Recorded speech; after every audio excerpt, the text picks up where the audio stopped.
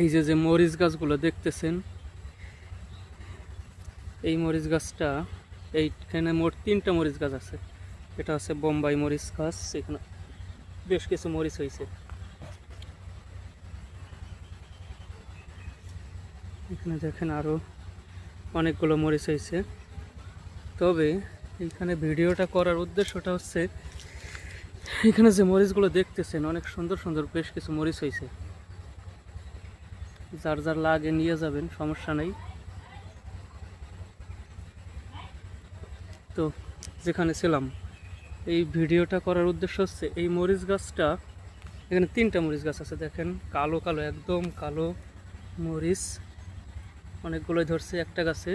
আর একটা হচ্ছে এরকম সবুজ মরিচ, আর একটা হচ্ছে বোম্বাই মরিচ। তো এবার কেন এই ভিডিওটা করা সেটা একটু বলি আগে।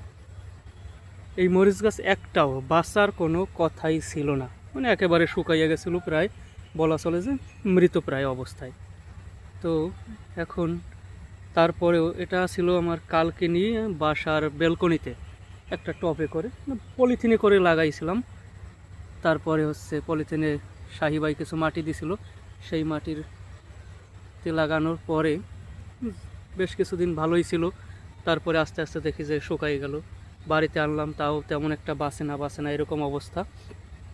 পরে কি আর করার, এই যে যে কেসটা দেখছেন, পরে ভাবলাম যে এই কেসে কিছু মাটি উঠাইয়া যদি একটু লাগানো যায়, যত্ন করা যায়। তবে তেমন এর যে যেমন যত্ন করা উচিত বা প্রয়োজন ততটা করতে পারি নাই, কারণ আমি বাড়িতে তেমন একটা থাকি না। তারপরেও হঠাৎ করে দেখি যে বৃষ্টি হচ্ছে।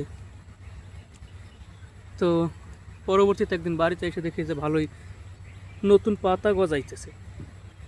এরপরে আবার একটু পরিচর্যা করলাম, পরিচর্যা করার পরে দেখি কি যে ভালোই বেশ কিছু ফুল আসছে, এখনও কিছু ফুল আছে দেখতে পাচ্ছেন।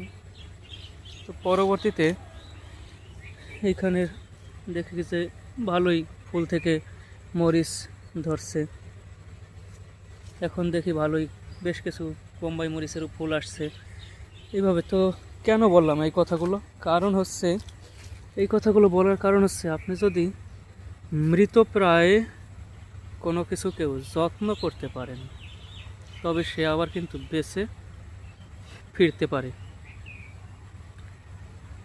তাই আসুন আমরা গাছ লাগাই, পরিবেশ বাঁচাই। যদি কিছু লাগাতেই হয়, আমরা আগে গাছ লাগাই, কারণ গাছ আমাদেরকে বেঁচে থাকার জন্য অনেক কিছুই দিয়ে থাকে। ধন্যবাদ সবাইকে।